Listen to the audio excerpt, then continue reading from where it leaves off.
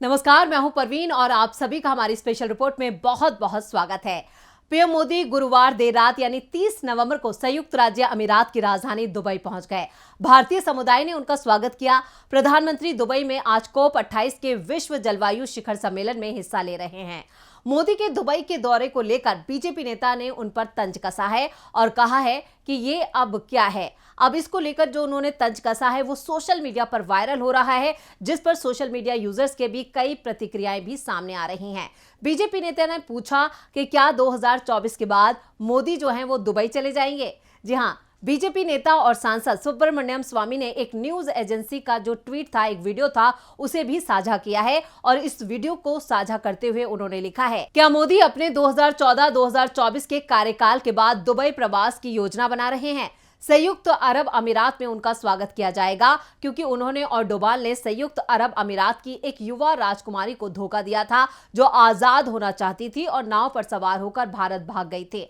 डोभाल ने भारतीय जल में उनकी नाव को रोकने के लिए भारतीय नौसेना की मदद ली और मोदी ने उन्हें वापस भेज दिया।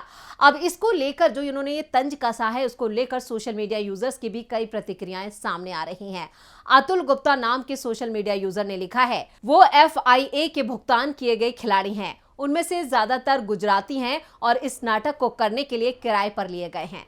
जी हां, जो वीडियो साझा किया गया है उस वीडियो को लेकर यहां पर अतुल गुप्ता नाम के ये जो सोशल मीडिया यूजर हैं, उन्होंने ये जानकारी दी है कि ये किराए पर लाए गए जो कलाकार हैं वो हैं जो मोदी मोदी के नारे लगा रहे हैं। ये कहना है सोशल मीडिया यूजर का।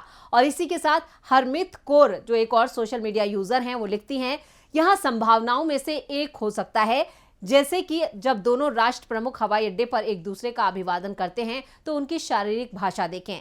शेखा लतीफा दुबई के अमीर शेख मोहम्मद की बेटी हैं। 2018 में अपने पिता के चंगुल से भागने की कोशिश की थी, लेकिन मोदी और डोभाल ने उसकी कोशिश नाकाम कर दी। उसे गोवा के तट से पुनः पकड़ लिया गया और वापस सौंप दिया गया। हालांकि UAE ने इसका तुरंत जवाब भी दिया। ब्रिटिश बिजनेसमैन जो हैं क्रिश्चियन मिशेल को संयुक्त अरब अमीरात से भारत प्रत्यार्पित किया गया था। तो जिस तरह से हम आपको बता रहे थे कि एग्जिट पोल्स को लेकर कांग्रेस ने अपनी कमर कस ली है, जो नतीजे आएंगे उनको लेकर भी अभी से तैयारियां तेज हो गई हैं। और इसको लेकर कांग्रेस के जो प्रदेश अध्यक्ष हैं मध्य प्रदेश के, कमलनाथ, उन्होंने एक पोस्ट X पर साझा किया। उन्होंने लिखा है, कांग्रेस के सभी कार्यकर्ताओं को मैं उनका बल याद दिलाना चाहता हूं। आप लोग कांग्रेस की शक्ति हैं और आपकी मेहनत और समर्पण से ही जनता ने कांग्रेस पार्टी के लिए समर्थन में जमकर वोट डाला है। 3 दिसंबर को जब मतगणना शुरू होगी तो कांग्रेस की सरकार पर जनता की मोहर लग जाएगी। मैंने हमेशा आपसे कहा है, देश विजन से चलता है, टेलीविजन से नहीं। बहुत से एग्जिट पोल में कांग्रेस पार्टी की सरकार बनती हुई दिखाई दी है, जबकि कुछ एग्जिट पोल अन्य की तरह बात कर रहे हैं। आपको इस सब से अपना ध्यान भटकने नहीं देना है। अर्जुन की तरह आपको निगाहें सिर्फ अपने लक्ष्य पर रखनी है। आपको अपना पूरा ध्यान मतगणना के दिन पर लगाना है और यह सुनिश्चित करना है कि कांग्रेस को मिला एक एक वोट सही से गिना जाए और प्रदेश में प्रचंड बहुमत से कांग्रेस की सरकार बने। जय कांग्रेस, विजय कांग्रेस। आपको बता दें कि 5 राज्यों के विधानसभा चुनाव जो हैं वो संपन्न हो चुके हैं। तेलंगाना विधानसभा चुनाव के साथ ही 5 राज्यों में चुनाव संपन्न हो गए हैं। अब सिर्फ इंतजार है तो 3 दिसंबर का, जब इन 5 राज्यों में जो है वो नतीजे घोषित होंगे। लेकिन जो एग्जिट पोल आए हैं, उन एग्जिट पोल्स ने बीजेपी की चिंता जरूर बढ़ा दी है, क्योंकि 5 ही राज्यों में पीएम मोदी के चेहरे पर चुनाव लड़ा जा रहा था। ऐसे में बड़ा सवाल यह है कि क्या सवाल, जब अगर बीजेपी इन 5 राज्यों में हारती है तो क्या जवाबदेही जो है वो पीएम मोदी की बनेगी? क्या वो अपनी इस हार को स्वीकार करेंगे? क्या वो मीडिया के सामने आएंगे? ये कई सवाल जो हैं वो खड़े हो रहे हैं। और बीजेपी नेता सुब्रमण्यम स्वामी ने एक और ट्वीट जो है वो X पर साझा किया। उन्होंने लिखा, अगर एग्जिट पोल दोबारा गलत हो जाते हैं तो उन्हें एग्जिट कर देना चाहिए, उनकी कोई जरूरत नहीं है। लेकिन यहाँ पर जो इंडिया गठबंधन है और जो इंडिया गठबंधन के जो नेता हैं वो काफी खुश नजर आ रहे हैं। वो साफ तौर पर उनका कहना है कि अब कांग्रेस के अच्छे दिन आने वाले हैं, क्योंकि 5 ही राज्यों में कांग्रेस को बढ़त दिखाई गई है और कांग्रेस जो है वो अपनी सरकार बना रही है।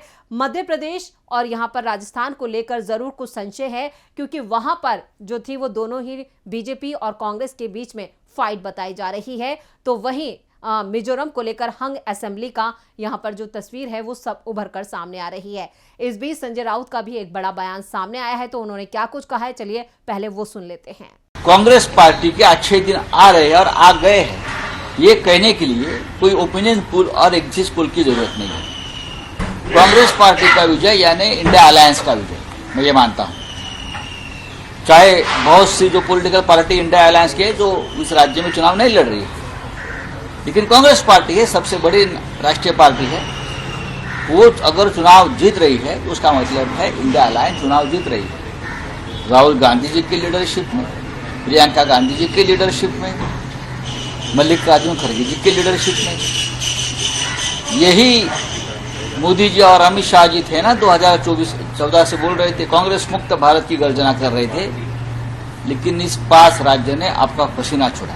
तो संजय राउत को पूरा यकीन है कि पांचों राज्यों में यहां पर कांग्रेस की जीत हो रही है और ये जीत इंडिया गठबंधन की भी है, यानी इंडिया की जीत है।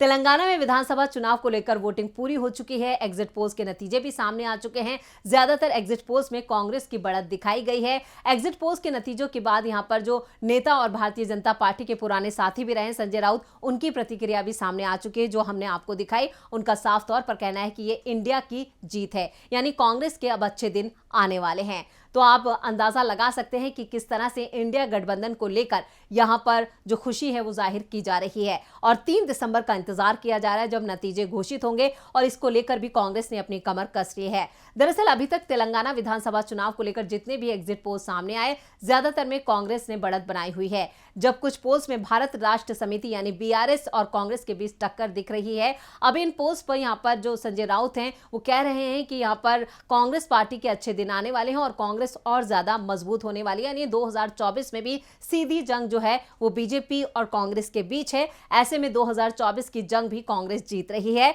और राहुल गांधी ने अभी से अपनी कमर कस ली है और लगातार वो वायनाड में बने हुए हैं, वहां पर वो अपनी जीत की रणनीति तैयार कर रहे हैं, क्योंकि अगर ये पांचों राज्यों में चुनाव जीतती है कांग्रेस तो इसका सीधा श्रेय जो है वो राहुल गांधी, प्रियंका गांधी और मल्लिकार्जुन खड़गे को जाएगा। इन तीनों ने यहाँ पर पांचों ही राज्यों में जबरदस्त जो है रैलियां, जनसभाएं की हैं और उसका श्रेय जो है वो इन तीनों को जाता है। वहीं इन तीनों ने यहाँ का जो लोकल नेतृत्व था उसको भी काफी यहाँ पर स्पेस दिया और यहाँ पर नेतृत्व, जो लोकल नेतृत्व था उसे प्रोत्साहित किया, उसमें जोश भरा और इन चुनावों को लेकर भी यहाँ पर कह सकते हैं कि अगर कांग्रेस की जीत हुई है तो बहुत बड़ी जीत होगी कांग्रेस के लिए। और जो अभी तक एग्जिट पोल आ रहे हैं वो तो यही बता रहे हैं कि इन पांचों ही राज्यों में कांग्रेस काफी अच्छी, मतलब मजबूती के साथ उभर रही है और मजबूती के साथ वो अपनी सरकार भी बना रही है।